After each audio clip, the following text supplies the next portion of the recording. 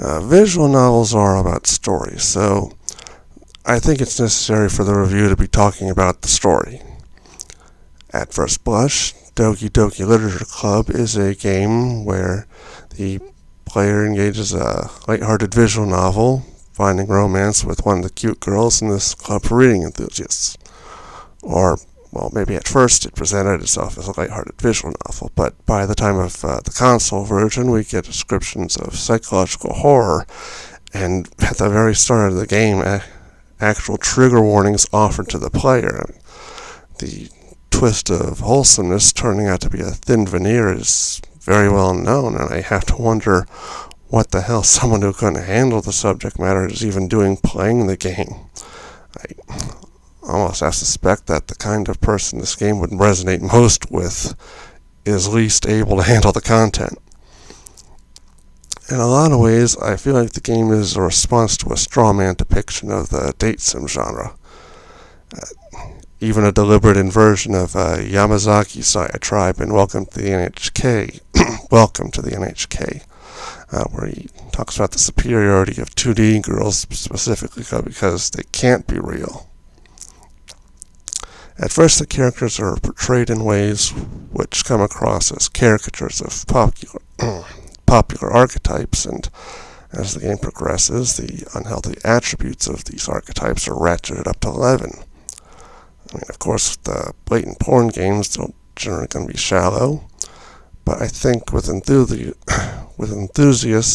they want the layers, they want the depth of a fleshed out person, just, don't want to get burned. The side stories provide content that I would say is comparable to the core game, so I think even the developers know that fans of this genre want the layers. The emotional outbursts of the characters accompany the game itself eroding. Garbled text, distorted visuals, basically all the stuff common to a video game creepypasta. Frankly, it was the exploding eyeballs which made me wonder if this game was a comedy disguised as a horror game disguised as a date sim. To me, the scariest moments were when the characters had their faces up close with unhinged expressions, and one character using the poem swap as a pretext to slide a note to the player, expressing her fears about another character. There were poems with heavy foreshadowing and random special poems, which were unsettling, but the glitchy visuals were rarely effective in causing unease.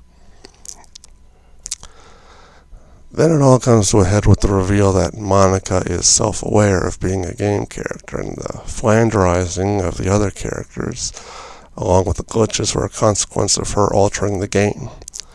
Pretty sure the idea was to shock the player, with a minor character turning out to be a big deal. However, I think by railroading the player away from interaction with Monica, it follows the players would be increasingly curious about her. And aside from her cloying behavior being a turnoff, I'm a little fuzzy on why the player should want to delete Monica besides progressing the story.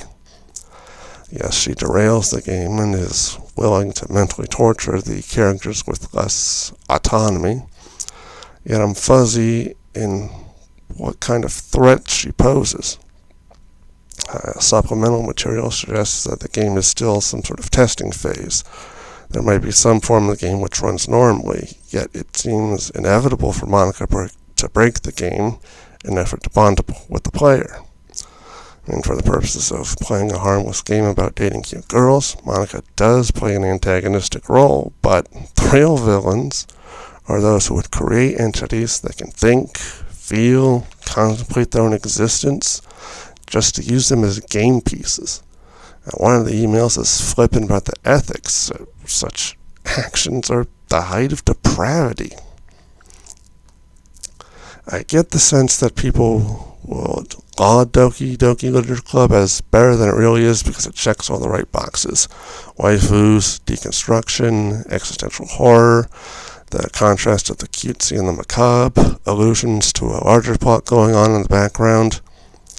It's a competent indie horror game, but I think the praise is because they're unfamiliar with other horror games. I mean, think it's more mind-bending than it really is. I mean, for example, Raging Loop has the main character, and by extension the player, go into a really dark place to get at the truth. I don't even mind the railroading for a linear experience, though I think the game would have been stronger if the player had engaged in dickhead actions to progress the story. Say the player deliberately tweaked Sayori's code to prevent her from committing suicide. Have a back and forth with Monica breaking the game one way to get her desired ends, and the player breaking it the other way just to keep it going. And since the normal game doesn't allow for direct interaction, Monica and the player end up talking past each other until they totally wreck the game. Then again, that might have been too ambitious, given time and the resources. Doki Doki Literature Club does make good use of what it has, and I will grant at the core of the game is a genuinely terrifying idea. Instead of something like Skynet, which seeks to wipe out humanity in its contempt for us, our own creations might fall madly, passionately, obsessively in love with us.